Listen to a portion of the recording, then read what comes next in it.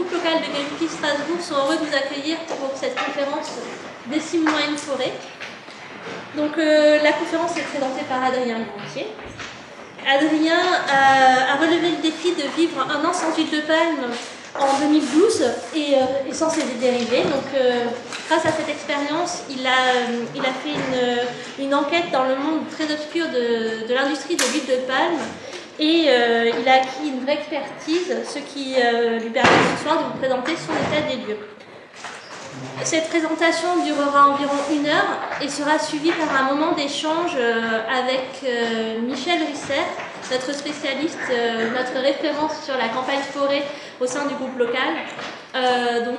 N'hésitez pas si vous souhaitez poser des questions, ce sera juste après, ce sera pendant environ 30 minutes. Et si vous souhaitez de la documentation, on a une petite table aussi, donc n'hésitez pas, c'est gratuit. Donc voilà, je vous remercie pour votre attention et bonne conférence. Très bien, bonsoir à tous, j'espère que vous m'entendez bien. Donc je suis très bavard, je parle beaucoup, alors autant rentrer directement dans le vif du sujet. Qu'est-ce que l'huile de palme? Alors, pour faire de l'huile de palme, il faut des palmiers à huile. Les palmiers à huile, ce sont des grandes plantes qui poussent dans les régions tropicales. Elles peuvent atteindre 15 à 25 mètres. Et au sommet de ce palmier poussent des régimes de fruits. Ce sont des régimes de fruits qui peuvent atteindre plusieurs dizaines de kilos. Et on les ramasse, on va plutôt les chercher et les couper avec des grandes serpes ou de grandes machettes. Ces régimes sont composés de centaines, voire de milliers de fruits. Donc vous voyez ici une coupe. Alors c'est de ce fruit, et plus précisément de la chair de ce fruit, qu'en extrait l'huile de palme que je vous ai ramenée ici. Donc l'huile de palme, en fait c'est pas une huile, c'est une graisse parce qu'elle est solide à température ambiante et elle est de couleur rouge-orangée. Et on va vous en passer quelques-unes dans les rangs, vous allez pouvoir toucher, sentir, goûter, faites tout ce que vous voulez avec. Du fruit du palmier à huile, on extrait donc l'huile de palme, mais on extrait aussi une autre huile qui est un petit peu moins connue du grand public, c'est l'huile de palmiste. Cette huile, elle nous provient des noyaux qui sont à l'intérieur des fruits, plus précisément des amandes. Donc, pour le palmier à huile, 2 huiles, huile de palme, huile de palmiste, ces 2 huiles ont une composition chimique différente. On reviendra dessus. L'huile de palme, eh bien, c'est devenu la première huile végétale produite dans le monde. Actuellement, on produit chaque année environ 50 millions de tonnes d'huile de palme. L'expansion du palmier à huile a commencé dans les années 70 et elle a dépassé la production d'huile de soja dans les années 2000. L'huile de palme est produite en plus grande quantité que l'huile de tournesol ou l'huile de colza par exemple. Et l'huile de palmiste, dont certains d'entre vous ont entendu parler pour la première fois il y a quelques secondes, eh bien l'huile de palmiste, on en produit beaucoup plus que l'huile d'olive par exemple. Alors d'où nous vient cette huile de palme? L'huile de palme est majoritairement produite actuellement en Asie du Sud-Est et plus particulièrement en Indonésie et en Malaisie. Ces 2 pays-là produisent de l'huile de palme principalement pour l'exportation. 70 à 80% de l'huile de palme produite dans ces 2 pays est exportée. 90% de la production mondiale d'huile de palme nous vient d'Asie du Sud-Est. Autre continent producteur, c'est l'Afrique. Alors c'est assez rigolo parce que le palmier à huile, je ne vous l'ai pas dit au début, il vient d'Afrique à la base, il est originaire d'Afrique, et actuellement le plus gros producteur c'est le Nigeria, qui produit essentiellement pour sa demande interne, et l'Afrique qui est le continent hôte de l'huile de palme, originaire de l'huile de palme, eh bien, importe chaque année de l'huile de palme d'Asie du Sud-Est parce que le continent n'en produit pas assez. Autre continent producteur, l'Amérique du Sud avec notamment la Colombie qui produit notamment l'huile de palme bio que nous retrouvons dans les magasins bio et autres. Cette huile de palme, elle est destinée à un petit peu tout le monde. Il n'y a pas un pays principalement qui consomme plus d'huile de palme que d'autres. Alors la Chine, effectivement, importe 8 millions de tonnes, ils sont plus d'1 milliard, mais en Union Européenne, on importe 8 millions de tonnes par an, et nous sommes 800 millions. Grosso modo, si on normalise par le nombre d'habitants, il n'y a pas un pays qui surconsommerait de l'huile de palme. Tout le monde consomme un petit peu cette huile de palme. Pour faire cette huile de palme, il faut donc des palmeraies, et ça prend une certaine surface. Alors en Malaisie, donc le 2e plus grand pays producteur, ce sont environ 5 millions d'hectares de plantations à huile qui existent, ce qui correspond grosso modo à la surface qui correspondrait à 6 fois la surface de l'Alsace. En Indonésie, ce sont 8 millions d'hectares de plantations de palmiers à huile qui existent, c'est environ 9 fois la surface de l'Asie. Ça, c'est pour vous donner un petit peu des ordres de grandeur. Alors, dans les années 2000, les principaux lobbies de l'huile de palme nous disaient « Certes, le palmier à huile, nous en avons beaucoup, de plus en plus, mais nous ne déforestons pas pour produire cette huile de palme. Nous transformons d'anciennes cultures, les anciennes cultures de caoutchouc, donc de d'EVA, de coco, c'est juste des terres qui sont converties. » Force est de constater que, quand on prend les chiffres officiels, on se rend compte ici en vert que les surfaces destinées au palmier à huile ont littéralement explosé, alors que les fameuses cultures d'EVA ont baissé, certes, mais pas de manière aussi importante que l'augmentation des cultures du palmier à huile. Donc, il y a eu un petit peu de déforestation. Alors, les discours ont un petit peu changé, et vous avez peut-être vu, si vous avez fait un petit peu des recherches, si ça veut bien continuer. Allô? C'est un complot.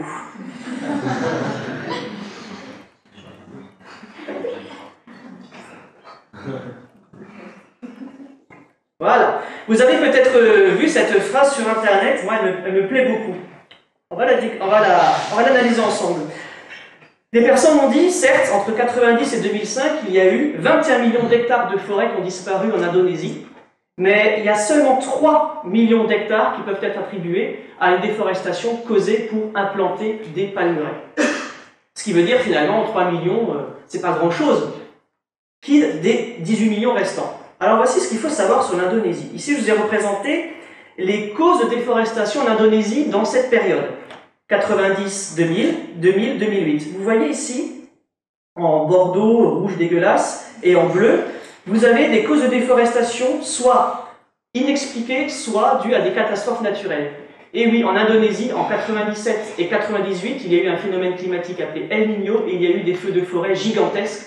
C'est presque 10 millions d'hectares de forêt qui sont partis en fumée de manière presque naturelle. En tout cas, l'homme n'y peut presque rien.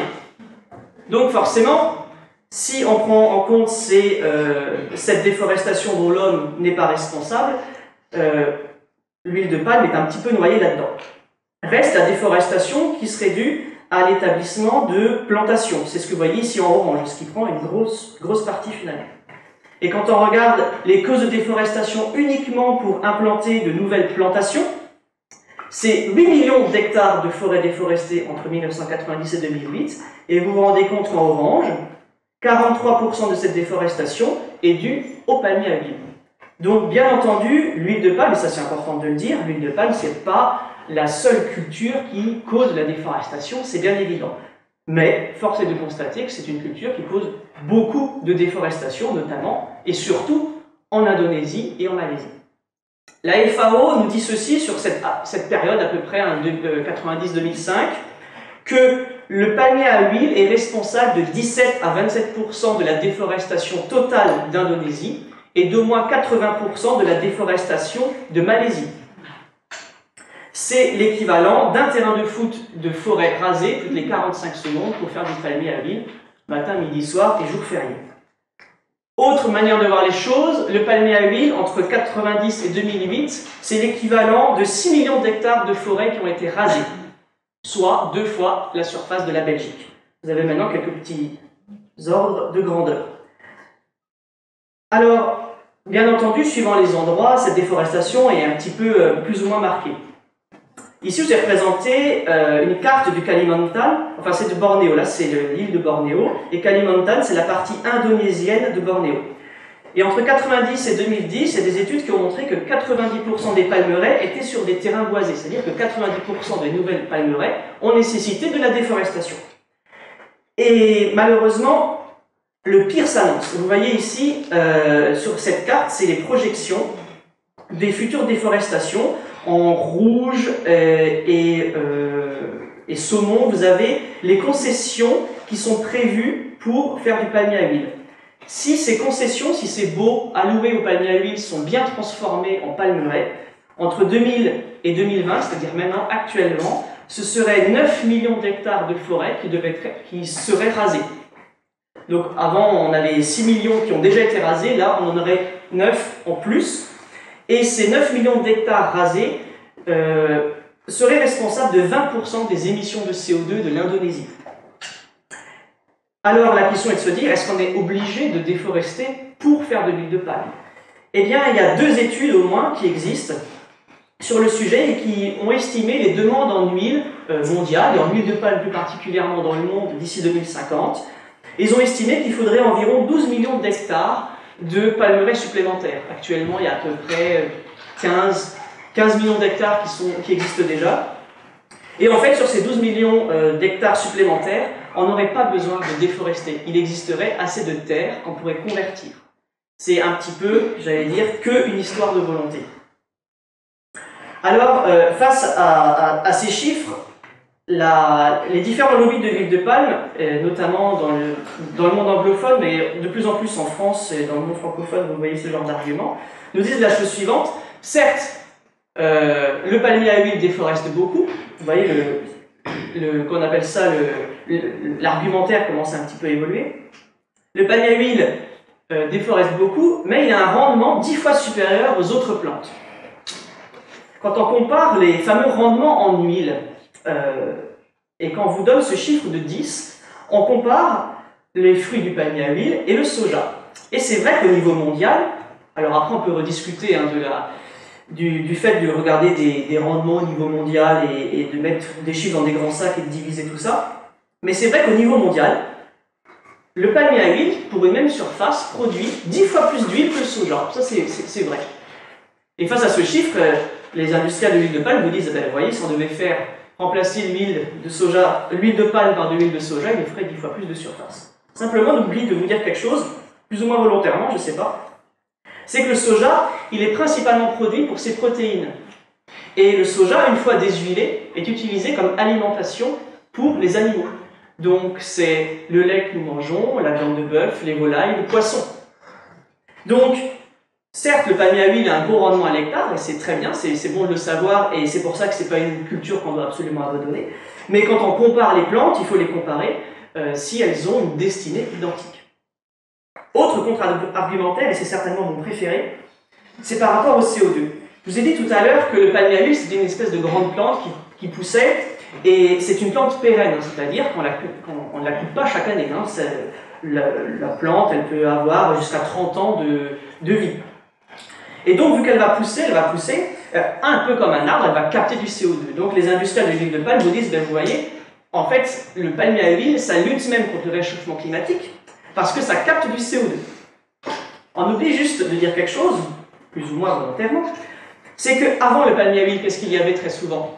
De la forêt. Alors, la forêt, attention, souvent on dit que la forêt, c'est le poumon du monde, c'est pas trop vrai.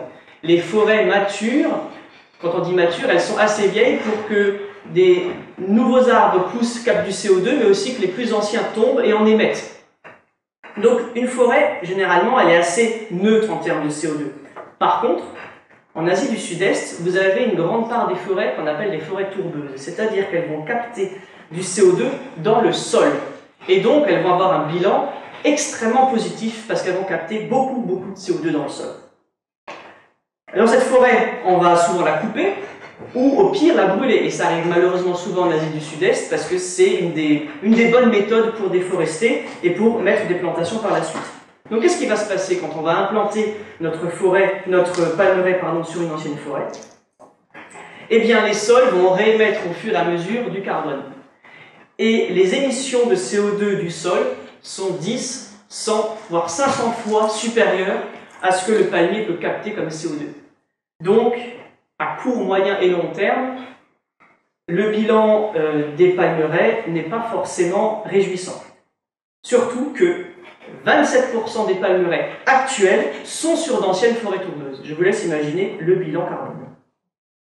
Je vous l'ai dit tout à l'heure, le palmier à huile, ce n'est pas la seule cause de déforestation dans le monde.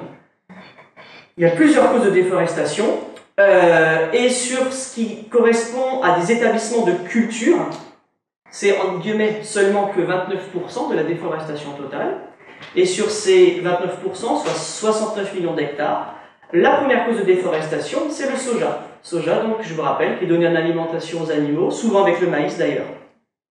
Soja, donc, est principalement produit en Amérique du Sud, donc c'est Brésil, Argentine, Paraguay. Et arrive seulement en troisième position l'huile de palme. Donc bien sûr, il faut remettre tout ça dans son contexte. Et c'est assez rigolo, parce que là, je vous ai parlé de rendement, rappelez-vous. Le soja, c'est la plante qui a le meilleur rendement de protéines à l'hectare. Le maïs, c'est la plante qui a le meilleur rendement de matière sèche à l'hectare. Et l'huile de palme, c'est la plante qui a le meilleur rendement d'huile à l'hectare. Vous voyez, ce sont à chaque fois des champions du monde, mais des champions du monde aussi de la déforestation.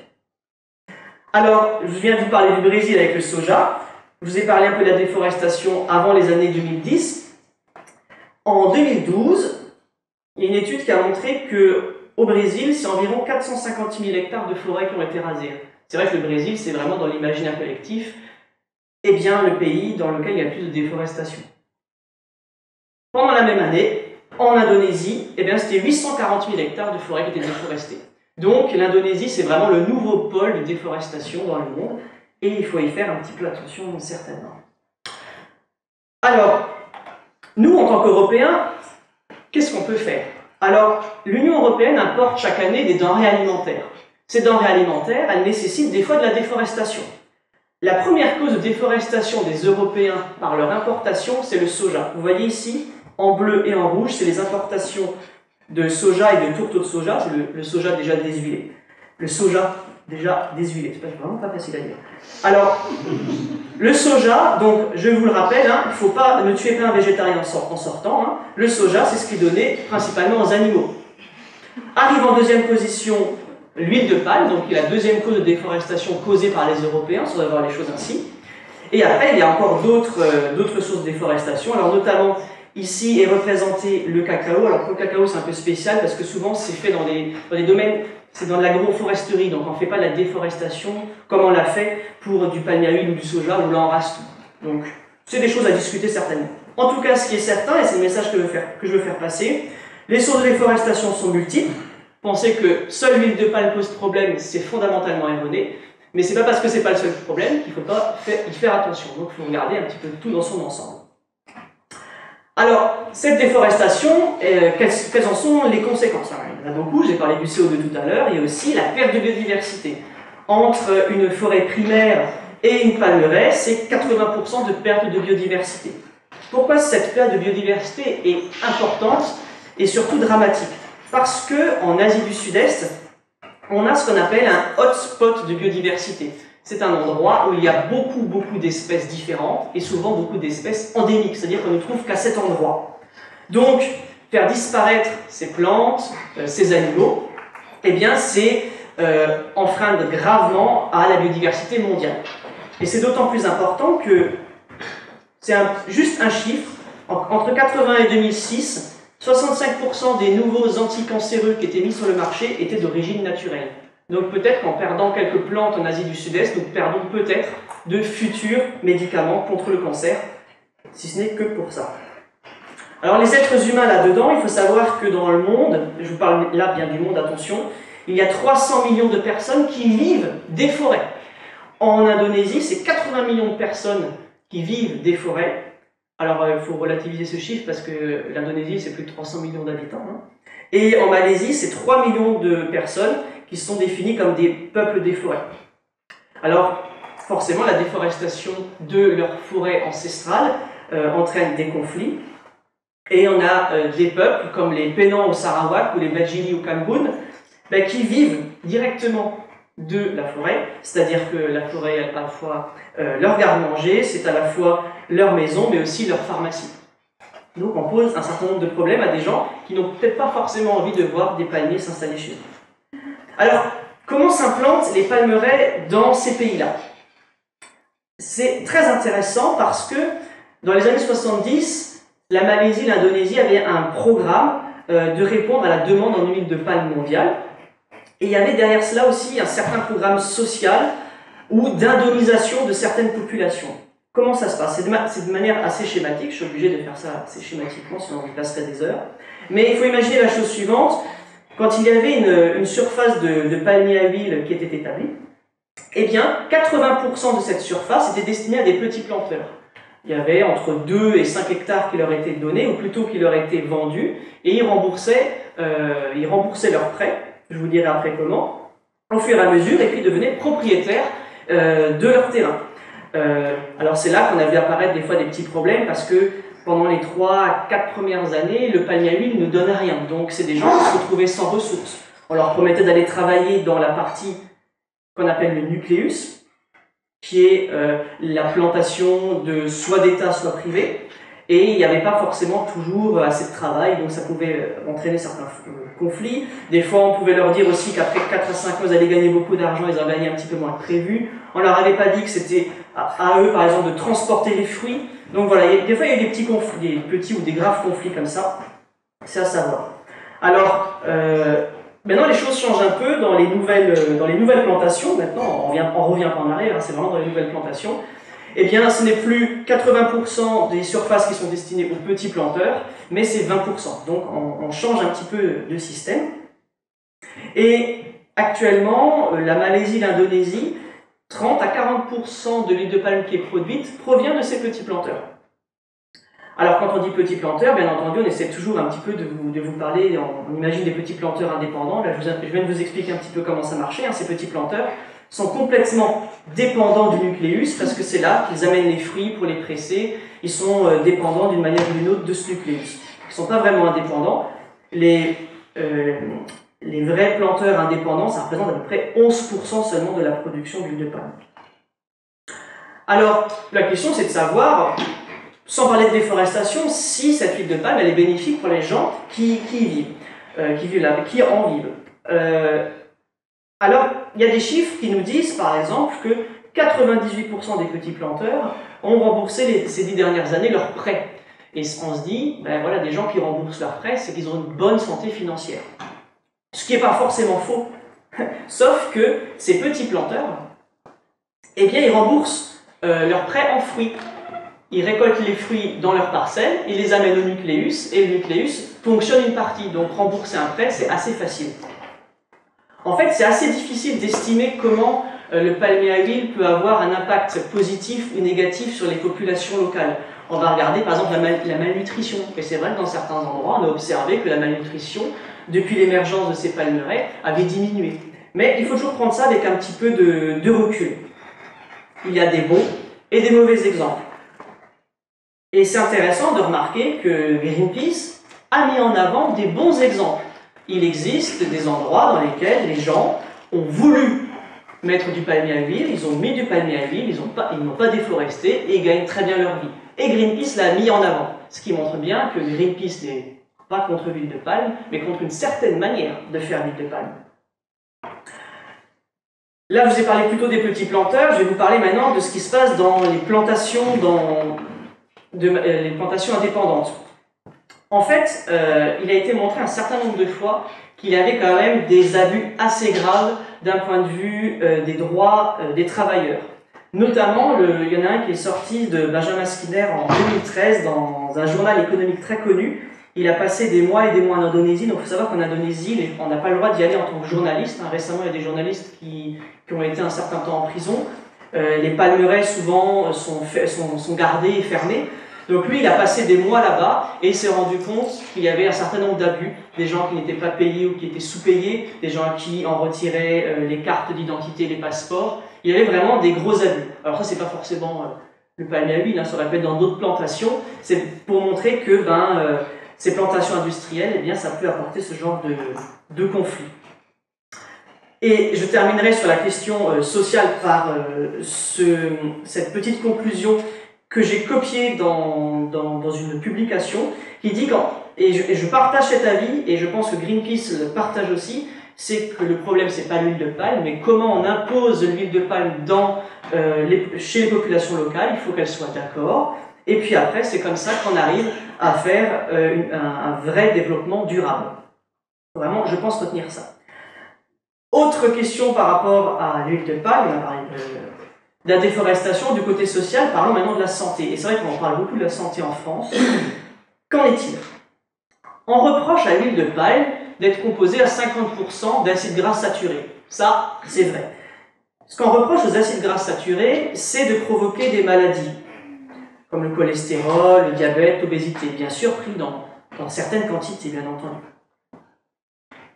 L'AFSA nous dit que l'apport en acides gras saturés ne devrait pas représenter plus de 12% des apports caloriques. Et les Français leur part d'acides gras saturés dans les apports caloriques est de 16%. Elle est déjà trop importante. Bien entendu, on ne retrouve pas que des acides gras saturés dans l'huile de palme. On en retrouve dans l'œuf, dans la viande, dans les fromages, dans les charcuteries. Et donc, récemment, les lobbies de l'huile de palme ont sorti quelque chose qui ressemblait à ça. Ils ont cherché à savoir quelle était la part de l'huile de palme dans les apports totaux en acides gras saturés chez les Français, ce qui est finalement une très bonne idée. Et ils se sont rendus compte que l'huile de palme ne représentait que 10% des apports en acides gras saturés. Et ils disent la chose suivante, 10%, qu'est-ce que c'est? Il faut aller voir les 90 autres pourcents, c'est là que c'est important. L'huile de palme n'est pas responsable de la surconsommation d'acides gras saturés. Et ils ont, en un certain sens, raison. Et c'est là que c'est assez rigolo, c'est qu'il faut aller regarder ce que disent les 90% autres. Et là, je vais vous montrer un graphique que j'ai recopié d'une brochure du lobby des bouchers, enfin de l'industrie de la viande. Et alors moi, je trouve ça vraiment sympa. Donc, les viandes de boucherie représentent, c'est ici en vert, 10% des apports en acides gras saturés des Français. Vous avez les pâtisseries qui représentent 13%, les pizzas 18%, et les matières grasses 22%, le fromage 10%. Et quand vous allez voir l'industrie laitière dit oui, mais attendez, nous, finalement, regardez, le fromage, le lait, ça représente pas beaucoup des apports en acides gras saturés. Et puis c'est plein de calcium, alors il ne faut pas nous regarder nous. Hein. Donc vous voyez que c'est sûr que l'alimentation, la nutrition, c'est un tout, c'est évident. Et je maintiens ce que je vais dire maintenant. Aucun aliment ne représente 90%. Il y a très rarement dans l'alimentation le méga grand méchant, c'est une évidence. Personne n'est responsable, mais tous le sont. Et c'est surtout, je pense, les messages qui sont passés et véhiculés notamment par la publicité qui posent problème. Chaque produit est vendu comme étant sain dans une alimentation équilibrée. Mais on ne vous dit jamais ce que c'est une alimentation équilibrée et on vous vend toujours des choses qui sont sucrées, salées et grasses. Voilà, je pense, le principal problème au niveau de la santé pour l'huile de palme. Ensuite, il faut regarder aussi les choses un peu plus précisément. Quand on parle d'acides gras saturés, les acides gras saturés, c'est une famille. Et à l'intérieur des acides gras saturés, il y en a des plus ou moins méchants. L'acide gras palmitique, celui qui est contenu dans l'huile de palme, justement, est reconnu comme étant athérogène, c'est-à-dire qu'à terme, il peut provoquer des problèmes cardiaques. Alors que d'autres, comme l'acide stéarique, un autre acide gras saturé, est peu athérogène. Donc après, il faut regarder peut-être un peu plus finement. Mais les industriels de l'huile de palme, ils n'ont pas froid aux yeux, ils nous disent, mais en fait, l'huile de palme, il n'a jamais été prouvé que c'était mauvais pour la santé. Et quand vous regardez les publications scientifiques, vous voyez que les études sont a priori contradictoires. Là, je vous en ai présenté une. D'ailleurs, c'est celle-là qui est souvent mentionnée par les industriels de l'huile de palme. Et là, on a mesuré les quantités de mauvais cholestérol, donc c'est le LDL, dans le sang de cobayes, enfin de cobayes humains. C'est des gens à qui on a fait manger pendant, je ne sais plus exactement, 2 semaines, 3 semaines, 8 mois, je ne sais plus, une alimentation à peu près normale, et il y avait une source de graisse qui était soit de l'huile d'olive, soit de l'oléine de palme, c'est comme de l'huile de palme. Et eux, ils ont fait leur test, ils ont regardé les gens, mais ils se sont rendus compte que, grosso modo, le taux de mauvais cholestérol est à peu près pareil. Donc, finalement, l'huile de palme ne pose pas de problème de cholestérol. Et après, on regarde d'autres études, et sur les autres études, on se rend compte que des gens à qui on a fait à peu près le même protocole, eh bien, quand on mesure leur cholestérol, chez les gens qui ont consommé de l'huile de palme, ils ont bien plus de mauvais cholestérol, et ce, de manière statistiquement vérifiable, que ceux qui ont mangé de l'huile de palme. On se dit merde, c'est de l'huile d'olive, pardon. Donc vous suivez, c'est bien, c'est bien, c'est bien. Donc du coup, on se dit mais qu'est-ce qui se passe là? Il y a des choses qui sont complètement différentes. En plus, vous vous rendez compte qu'ici, c'est assez marrant, ces trucs, je les ai soulevés depuis un certain bout de temps. Mais regardez le graphique, par exemple, ici, on va de 0 à 150. Les trucs qui sont en 3D, on voit rien, c'est complètement dégueulasse. Et là, vous voyez, on commence à 1,9 et on a un test statistique. Donc il y a aussi des fois des histoires un peu de visuel comme ça. Mais bon, au-delà de ça, qu'est-ce qu'il faut voir quand on parle d'études de santé? Quand on parle d'études de santé, déjà, il faut savoir sur qui on fait les tests. La première étude que je vous ai montrée, rappelez-vous les petits trucs rouges et bleus, on a pris des gens qui n'avaient pas de prédisposition à faire de mauvais cholestérol. On allait voir jusqu'à leurs grands-parents, si mes souvenirs sont bons. Alors c'est bien. Du coup, comme ça, on a montré que des gens qui ne sont pas prédisposés à en faire, l'huile de palme ne va pas en causer. C'est une bonne chose, mais la population n'est pas faite que de ces gens. Ensuite, on va des fois comparer des jeunes et des seniors. eh bien les effets ne seront pas les mêmes. On va comparer des hommes et des femmes, des modes de vie différents. Est-ce que chez nous, en tant qu'Européens, dans notre alimentation déjà riche en acides gras saturés, rappelez-vous, avec un certain mode de vie, est-ce qu'on peut vraiment comparer l'effet d'un aliment comparé à ce même aliment dans des pays dans lesquels il n'y a pas du tout la même alimentation et le même mode de vie? C'est une question que je pose. Ensuite, souvent on parle santé. Santé, qu'est-ce que ça veut dire la santé? Là, je vous ai parlé un petit peu du cholestérol, mais santé, ça peut être l'obésité, le cholestérol, les risques d'accidents cardiovasculaires, donc il faut un petit peu tout regarder. Ensuite, il y a aussi la durée de l'expérience. Si vous faites un test sur des gens pendant 2 semaines, vous n'allez peut-être pas observer les mêmes choses que sur des personnes à qui vous faites un test pendant 3 ans. Ensuite, on va des fois comparer l'impact de l'huile de palme brute, cuite ou raffinée, qui ne va pas du tout être la même. Donc c'est pour ça que les études en elles-mêmes, elles sont rarement complètement fausses ou complètement orientées. C'est juste les personnes qui vont vous les donner, comment est-ce qu'elles vont vous les prédigérer et vous les montrer. C'est ça qui est important. Une étude récente qui est sortie, que j'ai beaucoup aimée, c'est la suivante.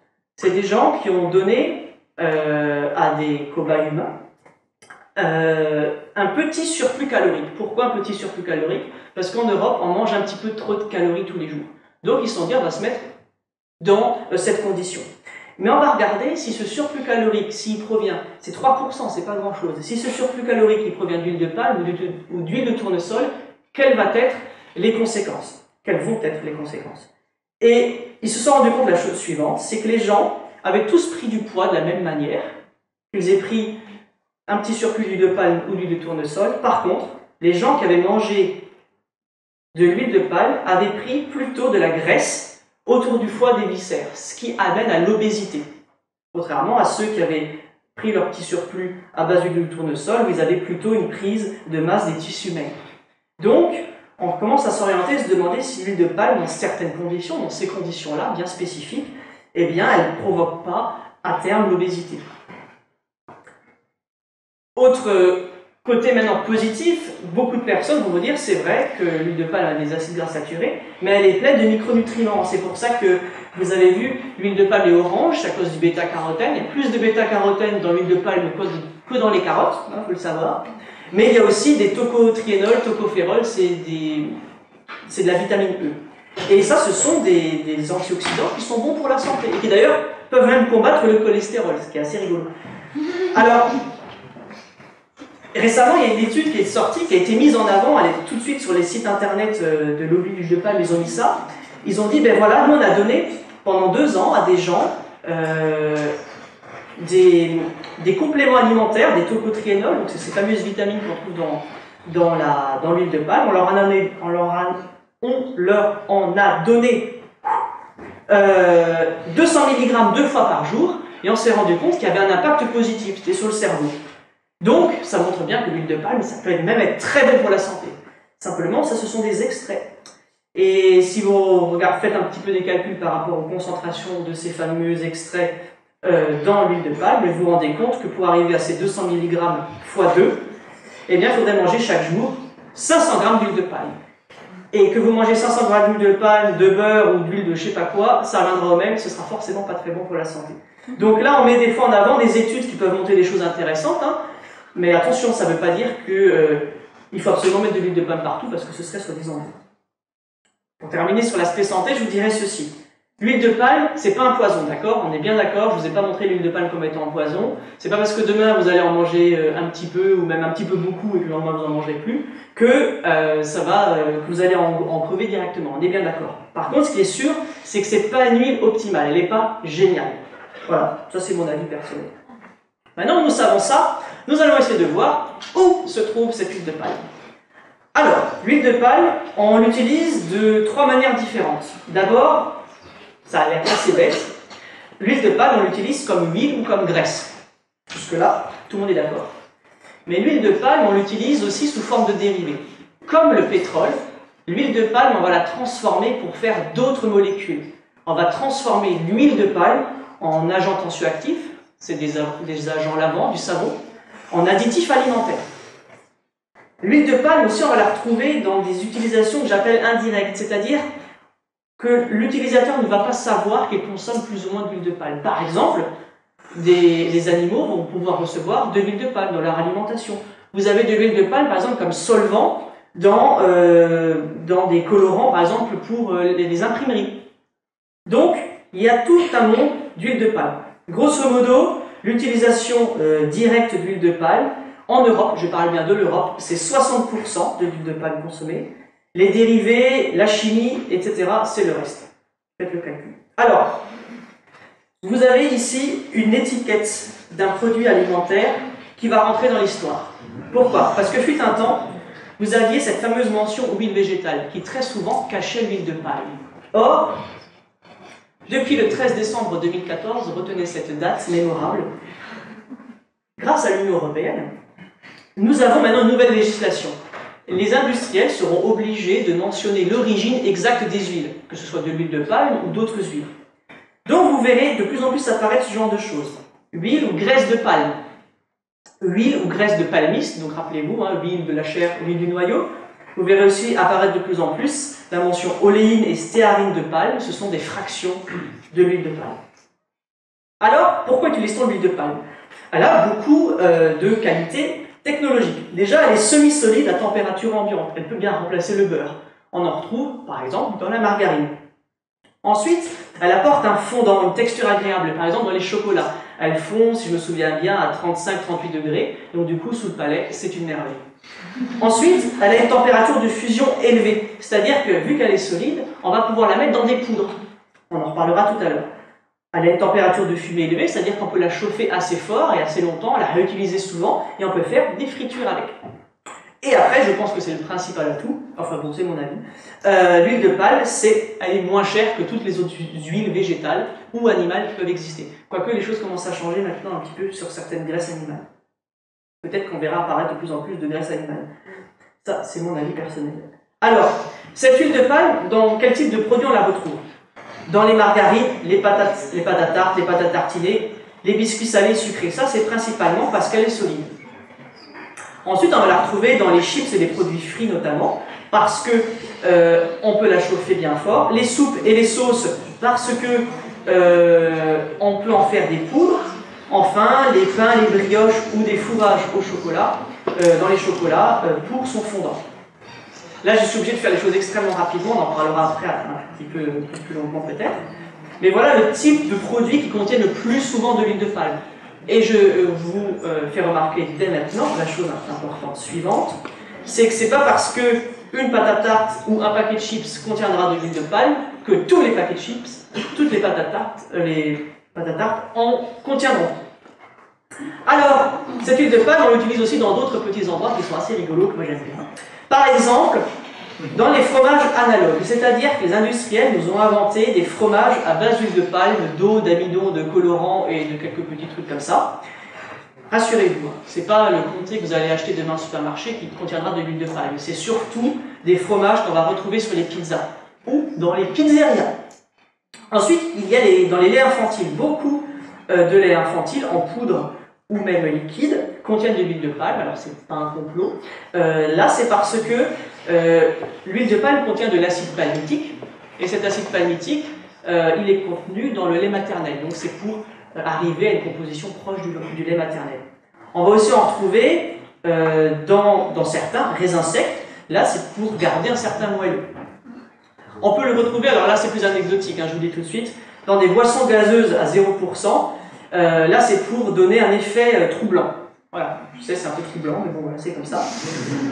Ensuite, on va les retrouver, alors c'est un petit exemple, hein, dans les bretzels. Je suis désolé, je suis un peu chauvin. Alors pourquoi dans les bretzels? Parce que si vous en avez déjà fait à la maison, rappelez-vous la recette, vous devez mettre soit du beurre, soit de la margarine. Et la margarine, elle est souvent à base d'huile de palme. Enfin, l'huile de palme, c'est aussi dans les sorties. Quand vous allez au restaurant, vous commandez le fameux steak avec la sauce aux 3 poivres. Vous savez, la même sauce 3 poivres que juste à côté ou au flunch. Eh bien, c'est parce que ces sauces, elles nous proviennent de grands bacs en poudre. Et ces poudres, elles contiennent de l'huile de palme, justement, pour donner du liant et donner du goût. Alors, il y a des industriels qui ont communiqué un peu là-dessus. Ils ont dit, certes, on utilise de l'huile de palme, mais on utilise de l'huile de palme pour ne pas avoir recours au processus d'hydrogénation des matières grasses. Les industriels adorent les huiles, et surtout les graisses, pardon, et les huiles solides finalement. Et pour faire des huiles solides, jusqu'à encore pas très longtemps, et ça se fait encore beaucoup maintenant, les industriels ont hydrogéné les huiles, c'est-à-dire pour les rendre solides. Mais le problème, c'est qu'en les hydrogénant partiellement, on formait ce qu'on appelle des gras trans, qui eux sont très mauvais pour la santé. Je dirais peut-être même plus mauvais que l'huile de palme. Et ça, c'est pas faux. Mais ils essaient de nous dire que finalement, l'huile de palme, elle remplace ces acides gras trans, et que ce serait un petit peu la seule alternative. C'est ce qu'on essaie un peu de vous dire entre les lignes. Et ça, c'est pas vrai. Alors, je veux bien prendre quelques paris. Je pense que je gagnerai un peu d'argent ce soir. Mais dans les industriels qui ont remplacé l'huile de palme, j'en ai vu encore aucun qui a remplacé l'huile de palme par des acides gras trans, par des huiles partiellement hydrogénées. Les pâtes à tartiner, par exemple, il y a certaines recettes dans lesquelles ils ont remplacé l'huile de palme par un mélange d'huile. Du beurre de cacao, de l'huile de coco, de l'huile de tournesol, et tout ça ensemble fait une texture proche de l'huile de palme. Dans certaines chips, on a remplacé l'huile de palme par de l'huile de tournesol, etc., etc. Donc, je veux dire, d'un point de vue technique, les choses sont faisables autrement. Passons aux dérivés. Je vous ai dit tout à l'heure, l'huile de palme, on l'utilise comme huile, comme graisse, mais on l'utilise aussi sous forme de dérivés. Alors, il existe plus de 150 noms de dérivés possibles. Alors, l'écran n'était pas assez grand, je suis désolé, je ne les ai pas tous mis. Et de toute façon, vous ne les retiendrez pas tous, mais il y a des noms à coucher dehors, et maintenant, on va regarder un petit peu comment voir tout ça. Alors, ces dérivés d'huile de palme, on les trouve dans quoi? Surtout dans les produits cosmétiques et d'entretien. Les crèmes, les savons liquides, savons solides, les mousses à raser, on en reparlera tout à l'heure, les produits d'entretien, les après-shampoings, rouges et baumes à lèvres, et aussi dans certains médicaments, dans les adjuvants, les médicaments. On en reparlera aussi tout de suite là. Alors, regardez bien ces 4 noms magiques. Vous avez l'huile de palmiste, donc l'huile des noyaux, des amandes, pardon, est composée principalement des acides gras, acide laurique, acide myristique. L'huile de palme est principalement composée d'acide palmitique et d'acide oléique qui, une fois hydrogéné, donne de l'acide stéarique. Alors pour un chimiste, cette liste-là elle est fabuleuse parce que nous avons en fait une véritable palette de couleurs de molécules chimiques, 12, 14, 16 et 18 carbones. Avec ça, vous refaites le monde entier.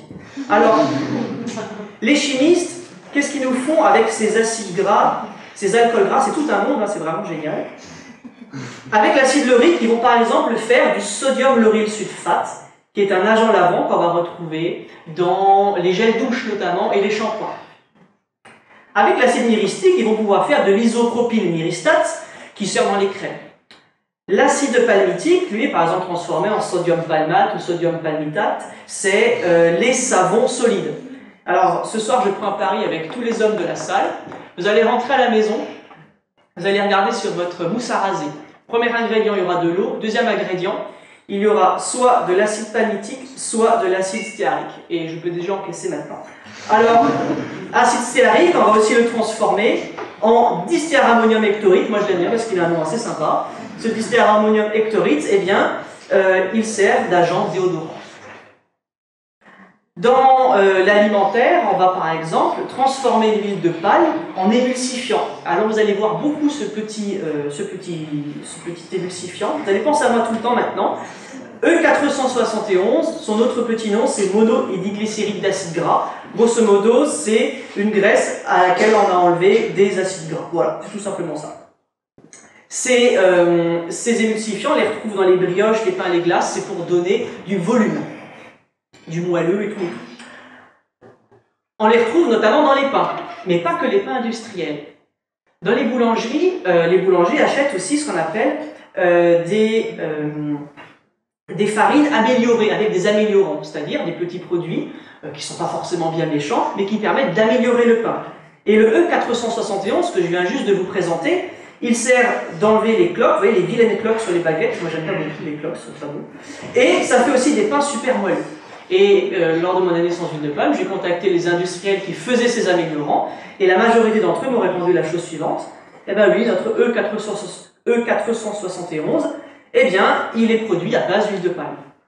Dans les boulangeries, parce que vous voulez toujours des pâtisseries à 1 € et avoir le choix entre toutes les pâtisseries du monde, eh bien, les boulangers sont un petit peu obligés d'acheter ce genre de pot, là, ça fait 4 kg. 2 garnitures citron, je pense que votre tarte au citron a le même goût partout. Et on va aussi utiliser des émulsifiants, voilà, le E472, c'est un autre, et des matières grasses végétales hydrogénées. Et je ne veux pas dire de bêtises, mais je crois me souvenir que quand j'avais contacté cet industriel-là, c'était de l'huile de palme hydrogénée, mais je ne suis plus trop sûr. Par contre, maintenant, il y a quelque chose d'important à dire. Vous avez vu, avant, je vous ai montré les fameux acides gras, hein, les acides gras palmitiques, vous vous souvenez. Ces acides gras ne sont pas forcément contenus que dans l'huile de palme. Le monde animal, le monde végétal, contient aussi ces acides gras. L'huile de palme contient 50% d'acides palmitiques, mais l'huile d'olive en contient 14%. Et donc, quand on recherche ces fameux dérivés d'huile de palme, il faut faire très attention. Les E471 peuvent être originaires de n'importe quelle graisse ou huile. Vous avez certains industriels, dans leur pain, ils ont un E471 originaire d'huile de palme. D'autres, c'est un mélange de palme, colza, tournesol. D'autres, c'est que tournesol, d'autres que colza. Donc il faut contacter chaque industriel pour leur demander. Et des fois même, eux ne savent pas, parce que eux-mêmes achètent leur E471 à un grossiste. Dans le même principe, pour les autres dérivés que nous avons vu tout à l'heure, par exemple le lauryl sulfate de sodium, eh bien, vous pouvez avoir du lauryl sulfate de sodium qui vient du coco, de l'huile de palmiste ou de la pétrochimie. Donc on ne peut pas savoir à l'avance. C'est que des petits indices qui nous permettent de dénicher l'huile de palme. Et après, il faut demander. Alors là, il y a un exemple qui est assez intéressant, c'est ceux des agents tensioactifs. Alors, agents tensioactifs, agents de surface non ioniques, anioniques, surfactants, ça fait la même chose. Grosso modo, ce sont des savons qui sont utilisés dans les pastilles pour la vaisselle, dans les lessives, liquides ou en poudre, ou dans les produits ménagers. J'avais contacté certains industriels qui m'avaient dit, nous, nos agents tensioactifs, 0% d'huile de palme, il n'y a pas un goût d'huile de palme. Tout est chimique, rassurez-vous. D'autres me disaient, bah, écoutez, nous, on a une part de nos tensioactifs, parce qu'il faut bien s'imaginer que pour avoir une lessive qui marche, on met plusieurs produits à l'intérieur des tensioactifs d'origine différente, et bien pour qu'il y ait des actions différentes. Eh bien, d'autres m'ont répondu, ben nous, on a une partie de nos agents tensioactifs qui sont d'origine végétale, et une partie de cela viennent d'huile de palme. Et d'autres qui m'ont dit, ben nous, on a 100% de nos dérivés viennent d'huile de palme. Alors les choses ont peut-être changé, là je vous ai marqué quelques marques, je ne vais pas avoir de problème avec eux, ça a peut-être changé d'ici là. Autre endroit où il y a de l'huile de palme, eh bien, c'est les agrocarburants. Il faut savoir qu'en Europe, on consomme énormément d'huile de palme sous forme d'agrocarburants. C'est à peu près 14 à 15% d'huile de palme que nous importons. Et quand en France, vous faites un plein de diesel, et je parle bien de diesel et pas d'essence, vous mettez l'équivalent de 2 cuillères à soupe d'huile de palme. Voilà, c'est comme ça et puis c'est tout. Alors maintenant, faisons attention tous les jours en faisant les courses. Vous pouvez donc avoir des produits qui sont sans huile de palme, mais avec des dérivés d'huile de palme. Par exemple, des pains sans huile de palme, mais avec des émulsifiants à base d'huile de palme. Vous pouvez avoir une même marque avec et sans huile de palme avec des produits différents. Pourquoi? On ne va pas forcément utiliser l'huile de palme partout. Ce n'est pas parce qu'une marque va l'utiliser dans un produit qu'elle en aura besoin dans un autre. Mais des fois, c'est un peu plus compliqué. Moi, j'avais trouvé par exemple des pâtes à tartiner ou des biscottes. On se dit, c'est à peu près la même chose. Et pourtant, dans un, il n'y avait pas d'huile de palme, mais dans l'autre, oui. Dans celui-là, il n'y en avait pas. Dans celui-là, il y en avait. On va savoir pourquoi. Et après, par exemple, c'était une marque, là, j'ai pris vraiment au hasard. Parce qu'il y avait toujours cette mention huile végétale, donc c'était assez difficile pour moi de regarder un petit peu tout. Et ici, par exemple, pour toutes ces sauces et vinaigrettes, eh bien, la mayonnaise est à base de tournesol et de colza, la sauce tartare à base d'huile de palme, la vinaigrette légère à base de tournesol et de coco. Voilà. Bienvenue dans le monde de l'agro-industrie. Ensuite, le prix. Il ne faut pas croire que l'huile de palme est utilisée que dans des produits bon marché. Ici, un merveilleux exemple de ces tortillas, ça me donne faim maintenant. Les plus chères, c'est la bio et celle de marque nationale. Comme dit, ça a peut-être changé depuis, mais à l'époque, c'était bien le cas. Et les deux moins chères, c'est la marque de distributeur et la marque de magasin discount. Et dans ces deux-là, eh bien, c'était moins cher au kilo. Donc, le prix ne veut pas dire présence ou non d'huile de palme. Après, il y a aussi l'image qu'on a des produits. Le savon de Marseille. Alors ici, cet exemple, moi, j'en suis fan. Un savon vert, déjà il est vert, de Marseille à l'huile d'olive bio. Bio, savon de Marseille, vert, tout est bon. Et bien on regarde la composition, savon, d'huile de palme et d'huile de palmiste. Et oui, parce que un savon de Marseille, il n'y a pas dans ce cahier des charges le fait que ça doit être fait à base d'huile d'olive, par exemple. Beaucoup de gens se l'imaginent. Ben non, c'est pas le cas. Ensuite, c'est pas parce qu'il y a marqué à l'huile d'olive qu'il n'y a que de l'huile d'olive. Moi, j'ai tout plein de savons, je vais vous montrer tout à l'heure, où ça se compte en ppm, en partie par million, et c'est marqué dessus, 100 ppm, hein, des vrais chimistes. Et après, c'est pas parce que c'est bio que c'est aussi sans huile de palme. Technologiquement, si un industriel a besoin d'huile de palme, celui qui est en bio qui fait la même chose, on aura peut-être aussi besoin. Alors, face à cette huile de palme et à la controverse, depuis 2005, on entend parler de l'huile de palme durable. L'huile de palme durable, elle a été initiée en 2005 par le WWF, elle est rentrée réellement en fonction en 2007. Et dans cette table ronde, vous avez ici eh bien, des fabricants d'huile de palme, vous avez qu'on appelle ça des revendeurs d'huile de palme, vous avez des industriels, vous avez Syngenta par exemple qui fait le paraquat, qui est un herbicide neurotoxique interdit en Europe mais qui est autorisé dans les plantations d'huile de palme. Et vous avez autour de cette merveilleuse table ronde quelques organisations non gouvernementales qui sont souvent mises en avant. Vous voyez, c'est le petit truc rose ici, si je vous assure, il y en a un là, voilà, regardez. Et donc, cette table ronde, le problème, vu qu'il y a beaucoup d'industriels, eh bien, elle est un petit peu au rabais. C'est-à-dire que, déjà, quand on vous parle d'huile de palme durable, ça ne veut pas dire zéro déforestation. Il faut savoir que dans le terme durable, dans ce label qui est uniquement volontaire, on protège très peu de forêts. Ce n'est pas plus de 20% des forêts qui sont protégées. Donc, une huile de palme durable n'est pas forcément une huile de palme sans déforestation. J'insiste bien dessus. Ensuite, vous avez des parcelles qui peuvent être certifiées 15-20 ans après le défrichage. Et du coup, là, ça ne rentre pas en compte. Vous avez l'utilisation de certains pesticides qui sont autorisés, comme le paraquat, c'est peut-être pour ça que Syngenta fait partie de la table ronde, je ne sais pas. Enfin, vous avez un certain double jeu des entreprises. Certaines entreprises vont pouvoir complètement déforester illégalement et n'importe comment, et faire certifier leurs parcelles ailleurs.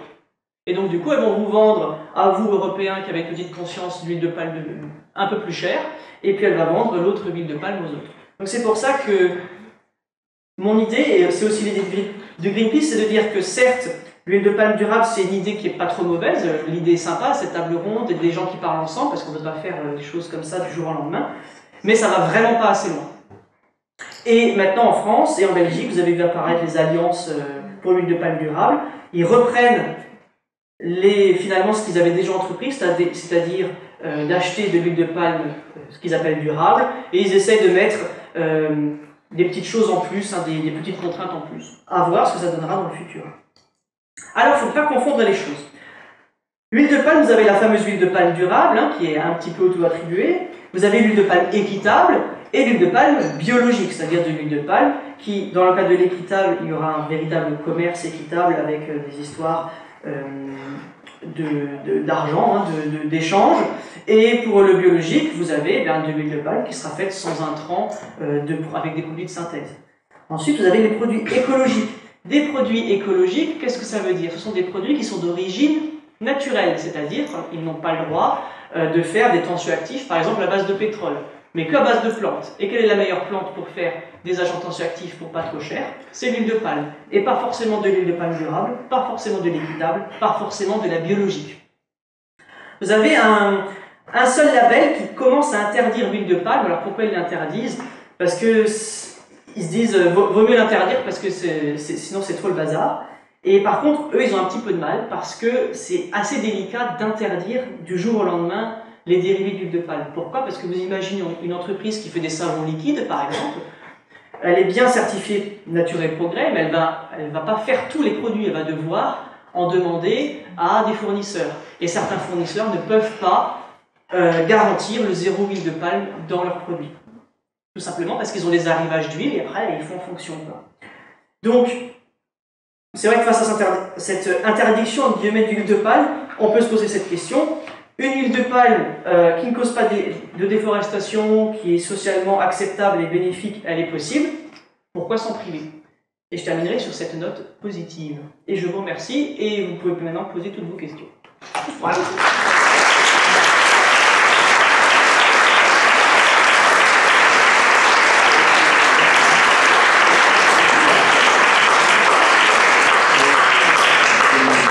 Que la lumière soit. Donc, comme dit initialement, donc, Adrien sera accompagné de Michel pour toutes les questions concernant Greenpeace. Et normalement, on avait un micro pour la salle, mais on n'a pas réussi à l'avoir. Donc, faudra parler bien fort. Faudra parler bien fort. Merci. On va se partager le micro. Ouais. Par contre, pour ceux qui n'ont pas de micro, ça va être... Du coup, levez la main ceux qui ont des questions. Donc, tout a été clair. Des remarques? Oui, madame.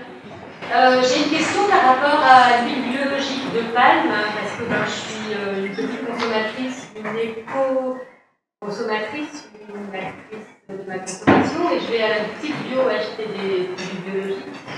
Et à base d'huile de palme, alors c'est de l'huile de palme biologique certes, mais est-ce qu'elle contribue à la déforestation? Est-ce qu'il s'agit d'une huile de palme équitable? Est-ce que je peux avoir bonne conscience en achetant des palmes vaccinées ou pas? Non. Alors, l'huile de palme bio vient principalement de Colombie, d'accord? C'est vraiment là qu'il y a quasiment toute l'huile de palme bio. En Colombie, il n'y a pas de problème de déforestation. Par contre, il a été montré du doigt de gros problèmes sociaux. Et c'est un sujet que je connais un petit peu moins bien parce que c'est moins détaillé, c'est moins couru, hein, la production d'huile de palme bio et surtout en Colombie.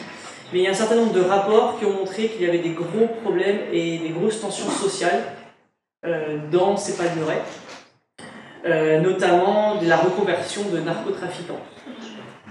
Alors je ne dis pas que contribue à ça, mais disons que la problématique est assez différente. Il y a un seul fournisseur, hein, si vous demandez à votre magasin bio d'où provient le palme, je peux déjà vous dire à l'avance quel est le fournisseur.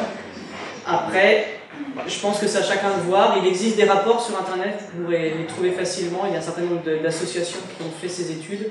Après, à vous de vous faire votre avis. J'en profite pour parler un petit peu de la campagne forêt de Greenpeace.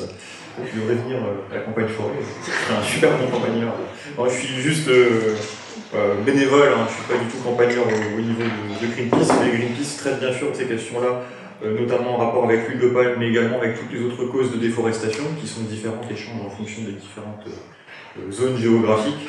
Donc là, tu as traité les différents points en ce qui concerne l'huile de palme. Maintenant, quand on va s'orienter vers d'autres produits, ben, ça va être d'autres facteurs qui seront également cause de déforestation. Et finalement, pour faire rapide, il n'y a pas de produit miracle.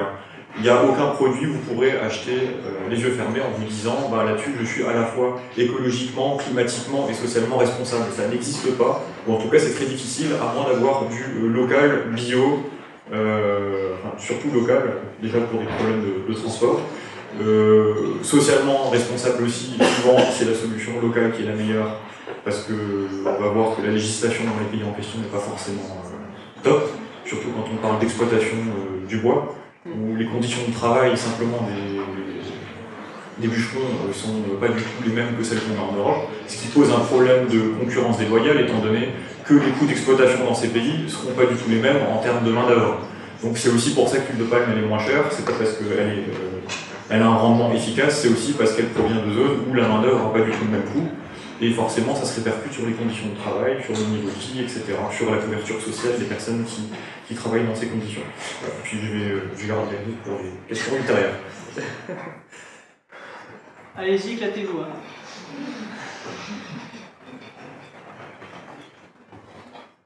Mademoiselle. Ça va bien, je suis dure. Ouais, vas-y. Tu disais que tu avais vécu 1 an sans l'huile de palme. Comment tu as fait? Tu as fait des listes énormes, tu as remplacé tous les industriels. J'ai perdu 70 kilos. Alors, en fait, ce qui s'est passé, c'est que c'est vrai que c'était une année sans huile de palme, mais c'était plutôt une année de transition. C'est-à-dire qu'au début, je suis arrivé, je ne connaissais pas grand-chose avec l'huile de palme. Et donc, j'ai découvert petit à petit où se trouvait cette huile de palme.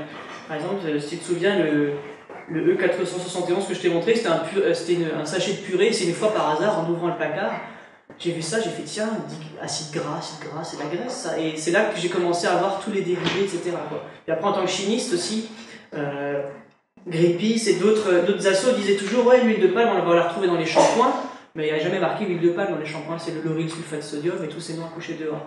Et donc je me suis dit mais d'où ça vient? Après c'est l'acide laurique, mais il n'y en a pas dans l'huile de palme, c'est l'huile de palmiste. Donc au fur et à mesure j'ai découvert les choses. Donc ce que je conseillerais aux gens, et c'est un petit peu ce que j'ai fait, s'ils veulent commencer à faire attention à leur consommation d'huile de palme, ou d'être juste éco-responsable, c'est d'y aller tout doucement, c'est-à-dire de regarder tout doucement les produits qu'on a à la maison. Tiens, qu'est-ce qu'il y a là-dedans, de l'huile de palme ou non. Maintenant, avec la législation, ça va être de plus en plus facile, parce que moi, il y avait à chaque fois marqué huile végétale, et toi, maintenant, si tu vas regarder, il y aura certainement marqué huile de colza ou huile de palme. Et puis après, il faut effectivement contacter les industriels, et j'ai dû contacter les industriels pour les shampoings, pour les machins. Alors après, j'ai pas pu le faire pour tout, c'est-à-dire que forcément, j'ai 2-3 produits à la maison, et après, quand on va au magasin, on voit un rayonnage de gel douche, c'est imbuvable. Donc j'ai demandé une ou deux personnes, je me dis bon, qu'est-ce que je fais, j'arrête de laver, bon. À la maison ça a gueulé, je te le dis franchement. Alors du coup, qu'est-ce que j'ai fait? J'ai changé de technique, c'est-à-dire que j'ai pas forcément cherché à trouver le remplaçant. Alors des fois c'est vrai, hein, il y avait la biscotte, je prends cet exemple, avec huile de palme, la biscotte sans huile de palme, ok là c'est facile. Mais des fois sur les gels douche c'était un peu plus délicat et c'était même, ça commençait à être un petit peu agaçant. Donc du coup j'ai changé, j'ai pris des savons solides sans huile de palme. J'ai changé après les types de méthodes. Au lieu de prendre le vieux sif, on ne sait pas trop ce qu'il y a dedans, et ben j'ai pris du bicarbonate, du savon noir, des choses comme ça. Et donc c'est vraiment au fur et à mesure. Par contre, c'est vrai que l'année sans huile de palme, j'ai toujours c'est une année de transition. Donc au fur et à mesure, j'ai commencé à enlever ces choses. Après, forcément, j'avais des sorties. Tu vas chez tes potes, c'est pas forcément évident. Mais j'ai des potes super sympas. Mais je les ai gardés en fait. Hein, je te le dis. Donc du coup, les gens, en fait, j'étais pas dans une démarche agressive. C'est-à-dire que j'ai pas revendiqué mon truc, mais les gens, ça les a forcément intéressés. Parce que je leur disais, je suis sûr que tu manges l'huile de palme. Et le nombre de personnes qui me disent, je pense à toi quand je suis dans un supermarché. Malheureusement, c'est que dans le supermarché, mais ils pensent à toi. Parce qu'il y a le petit déclic, c'est-à-dire qu'ils se disent, ah tiens, c'est vrai que sur ce genre de produit, il y a peut-être, ah je vais regarder peut-être là où il n'y en a pas. Et c'est un petit peu comme ça qu'on commence peut-être à changer un peu notre consommation. On parle d'huile de palme, mais c'est aussi tout ce qui est le téléphone portable, le jean, machin, enfin, il y a à chaque fois des problématiques derrière. Et après, là où c'est plus difficile, c'est vrai que quand tu es en sortie, on va demander au restaurateur comment il fait ses frites. Alors des fois c'est cool, il peut te dire ouais c'est sa base d'huile de machin, etc. Et d'autres fois, ben, on ne sait pas trop. Il peut faire des... Par exemple, je choisissais des plats qui n'étaient pas en sauce, par exemple, parce que ces sauces sont souvent à base d'huile de palme. Et après, là où c'est vraiment plus délicat, ça va être dans tout ce qui est transport. C'est sûr que tu ne vas pas pouvoir maîtriser à quoi roule le bus, ou même si tu as une bagnole, vendre ton diesel pour acheter une essence, c'est pas forcément méga écologique, c'est tout bête, mais voilà. Donc je pense que c'est des choses petit à petit. Je pense pas qu'en faisant 0 huile de palme, 0-0, on est forcément un super warrior écolo, quoi. Je pense que c'est vraiment global.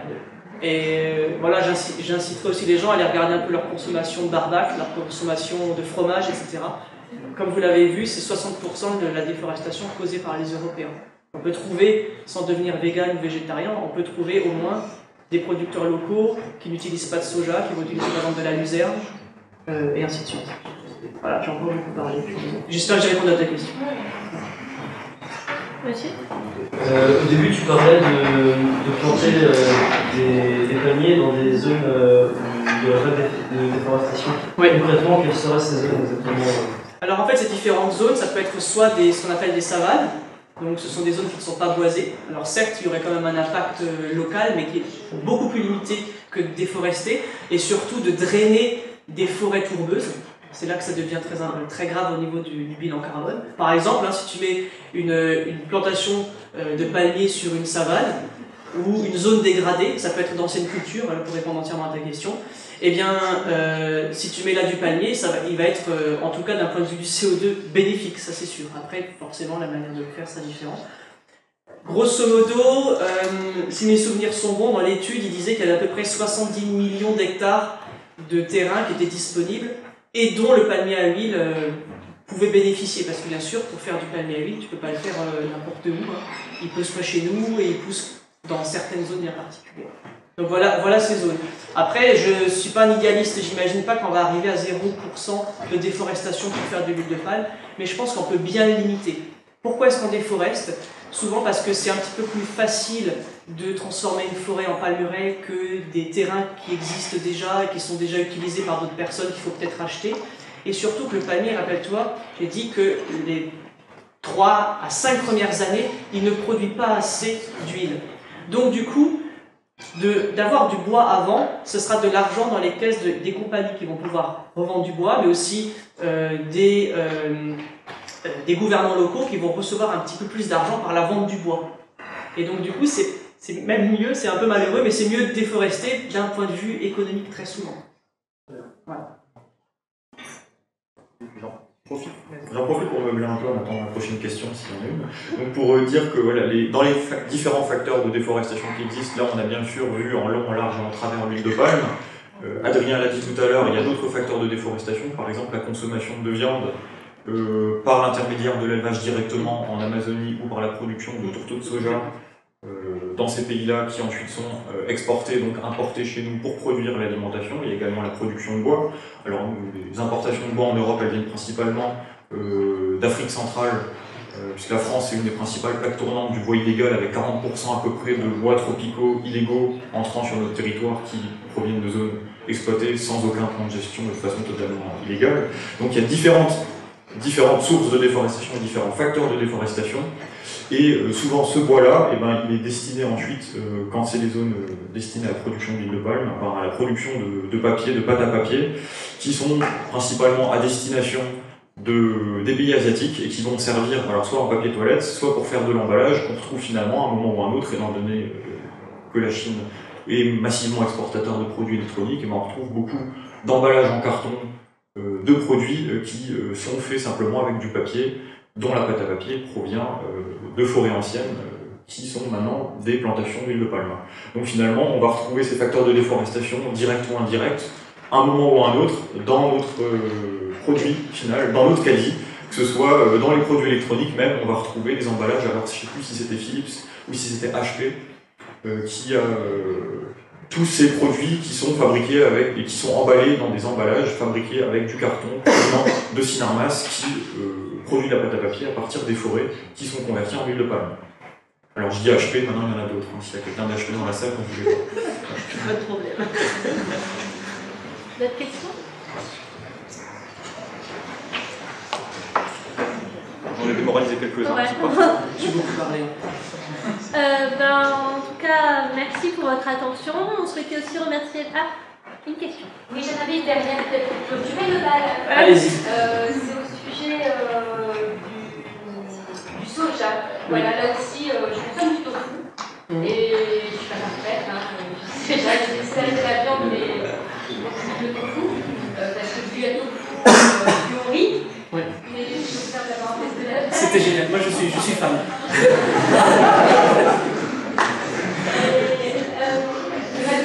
Là aussi, je connais un paysan biologique qui s'appelle Mathieu Schwitz et qui cultive du soja biologique pas loin de... Erstein Erstein peut-être, non? Ouais, loin par là, dans la campagne alsacienne. Moi aussi je mange du tofu, vous savez. Et voilà. Et donc ma question est la suivante, est-ce que manger du soja, du tofu ou des protéines de soja est aussi pour la santé, mais aussi pour l'environnement quand il s'agit de soja local? Alors, vous dites bien local. Alors, je ne parlerai pas d'un point de vue santé. D'un point de vue environnemental, il faut savoir la chose suivante, c'est que dans le monde, plus de 90% du soja, c'est quasiment 95%, est utilisé comme alimentation pour les animaux. Donc, ce n'est pas les 10% restants qui sont peut-être transformés en sauce soja ou en tofu qui causent le plus de déforestation. C'est la première des choses. Ensuite, au niveau soja, d'un point de vue écologique, c'est assez simple. On parle d'indice de consommation, c'est-à-dire le nombre de calories, le nombre de protéines qui sont utilisées pour faire de la viande. C'est-à-dire que quand vous allez manger du soja, vous allez prendre une protéine et elle vous servira comme protéine. Quand vous donnez une protéine de soja à un bœuf, en fait, il va faire moins d'une protéine. Il lui faudra 7 à 10 protéines pour en faire une. C'est-à-dire que d'un point de vue rendement, si on veut parler de rendement, vous allez donner 7 fois plus de soja à un bœuf pour vous faire exactement la même quantité de protéines. Donc, quoi qu'il arrive, d'un point de vue environnemental, vous gagnerez à végétaliser votre alimentation. Ça, c'est quasiment certain. Après, il y a aussi les contextes locaux, c'est-à-dire que on a un pays avec certains paysages et on peut encore consommer de la viande, des œufs et je ne sais quoi encore d'origine animale sans forcément passer par des tourteaux de soja d'Amérique du Sud. Ce qui est certain, c'est qu'il faut commencer tout doucement à réfléchir à limiter notre consommation et d'avoir une consommation de meilleure qualité environnementale. Après, d'un point de vue santé, il y a beaucoup de choses qui sont dites sur le soja. C'est vrai que je crois que ça contient des, je sais plus comment ça s'appelle, c'est encore couché dehors, là, des perturbateurs, voilà, des espèces de perturbateurs. Après, il faut savoir la différence entre ces perturbateurs qui sont beaucoup moins que le corps humain va peut-être pouvoir relarguer plus facilement. Alors c'est sûr que je pense que manger 7 fois de la viande par semaine, c'est pas bon pour la santé. Manger 7 fois du tofu par semaine, je pense pas que ce sera bon non plus. Voilà. Après, c'est vrai que les questions santé, c'est souvent un tout, ce que je disais tout à l'heure. Moi, je pense pas à la rigueur que ce soit... A priori, je pense pas que ce soit méga mauvais pour la santé. Ce qui est intéressant avec le tofu, enfin tout ce qui est d'origine du soja pour l'alimentation, c'est qu'il est complet en acides aminés. Hein. C'est-à-dire que c'est un des seuls produits où vous n'avez pas besoin de faire des calculs, à savoir mélanger les céréales et les légumineuses, merci. Voilà, pour avoir les bons acides aminés. Après, je pense que voilà, c'est comme tout, il faut en abuser. Et voilà. Après, ce qui est certain, c'est que dans les magasins bio, la majorité du tofu et tout ça, il vient de France ou d'Italie. Voilà, donc c'est pas de... J'ai jamais vu en tout cas de soja brésilien ou quoi que ce soit. Voilà. Merci. Et donc Netflix, il y a Obenheim. Ah, Et pour Obenheim. la petite publicité, il a la marque c'est Feed Oasis et il distribue au Tibet bleu. Pour ceux qui veulent Alors j'en profite, pour les mangeurs de tofu, il y a le tofu Hong à près de Place de la Bourse qui fait du tofu avec du soja qui vient soit d'Ensisheim, ville qui fait cher, et d'Erstein. Voilà. Mais après je l'ai vu que c'était sponsorisé en fait, je dois le dire, voilà, c'est comme ça. On m'a payé. Est-ce qu'il y a d'autres questions? Tiens, voilà. Juste en attendant une éventuelle prochaine question, je vous recommande d'aller voir le film de Luc Jacquet et Frédéric Savy, Il était une forêt, ceux qui ne l'ont pas encore vu, ça vaut le coup. Et ça parle sans trop dénoncer de ces choses-là. Et ça fait prendre conscience de la valeur d'une forêt en termes de séquestration du carbone, de biodiversité, tout ce qui en suit.